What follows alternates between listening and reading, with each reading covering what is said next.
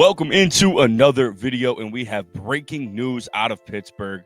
19-year head coach of the Pittsburgh Steelers, Mike Tomlin, the legend, potential Hall of Famer, stepping down as head coach of the Pittsburgh Steelers. And initial reaction, initial thoughts, this is exactly what is best for the Pittsburgh Steelers franchise.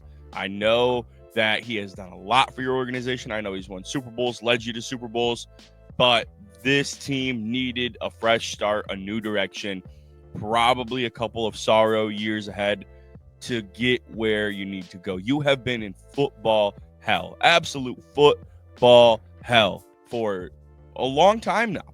You sneak into the playoffs, you barely win your division, and you lose the first round. Last 13 games, I was just watching Colin Cowherd, which he's an idiot, but I was just watching Colin Cowherd, threw something on. Last 13 playoff games, he's got, 2 wins against like A.J. McCarron and Matt Moore of the Dolphins. It was time to part ways. They have not been leading in a playoff game in the second half in his last 7 games. His last 7 playoff games, it was time to part ways. Mike Tomlin is a legend. He is going to find another gig. Undoubtedly, maybe this cycle, maybe take some time off.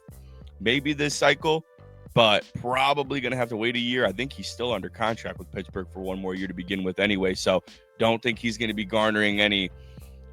I don't think he can unless he gets traded. I don't think he can take another job is what I'm trying to say, but this is massive news. But I think overall, at the end of the day, this is the best thing for this franchise. Now the only team right there that has not fired their head coach, and they probably should, is the Cincinnati Bengals. Zach Taylor, the only one remaining after legacy coaches are getting, I wouldn't say Stefanski's a legacy coach, but 2-time coach of the year, 18 years John Harbaugh, 19 years Mike Tomlin. The AFC North landscape has not looked this drastic in years, probably almost a decade since it's been this. I mean, this is insane.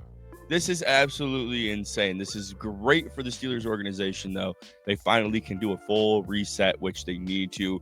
Guys need to get traded. Guys need to get moved. They need to cut the spending on that defense and really focus on finding themselves in a position to draft a quarterback over the next couple draft classes. Let's keep scrolling here. What else do we got right now?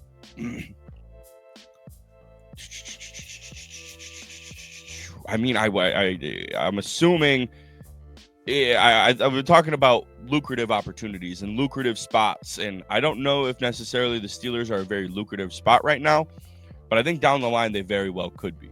There's a lot of money invested into that defense. You kind of don't have a situation at quarterback right now. You're not in a position to draft a quarterback. It's going to be tough to convince a head coach to come in there and, kind of right that ship. You're going to have to probably suck a little bit to move forward. But at the same time, this is a very, very, very well-run organization. That Mike Tomlin was their 3rd head coach of the Super Bowl era. Or since 1972, he's their 3rd head coach. Chuck Noll, Bill Cowher, Mike Tomlin. That's it. So if you're a head coach who wants to go to a franchise that's going to give you time to build your legacy up, this could be a very good opportunity for you. They're obviously keen to keeping their guys. Most of their guys have immediate success to begin with, but I think that this is wholeheartedly a franchise that's going to give you the time of day to build up what you want to do, which I feel like that's a good thing sometimes. It's also a bad thing. I feel like if you know, like with Matt Eberflus, I knew after year 2 it was over with. You knew that there's probably a few guys in there in that mix that across the NFL who maybe were given up on a little bit too early, didn't get to fully go on and see what they could truly build. But I think that this is going to be a really good opportunity for a coach who thinks this is going to take some time. I'm sure the Steelers will grace some time. So with that being said, I think that does kind of make it a lucrative opportunity because, this is a historic franchise where you can come in and really make a name for yourself. But it's hard to pass up the Raiders, $110 million in cap space, number 1 overall pick. The Ravens, they have Lamar Jackson, a really good roster. Those still are the top 2 destinations by far. There's some really good ones. I mean, I'd probably put this in like the Atlanta category. There's stuff to build off of, but at the end of the day, you're not going to have like a lucrative first-round pick. The Falcons have no first-round pick this year. You're not going to have, you're not going to be in a position where you can really kind of get your head on straight right away. End of the day, though, this is the biggest story of the offseason so far. Harbaugh was huge news. Stefanski was huge news. McDaniel was not really huge news. I mean, I don't think Stefanski was really huge news either, but it was a big firing. That's two-time coach of the year. This guy right here, multi-Super Bowl, Super Bowl champion, head coach, 19 years, never had a losing record in his entire career, steps down. And it's a good thing for Pittsburgh. It is.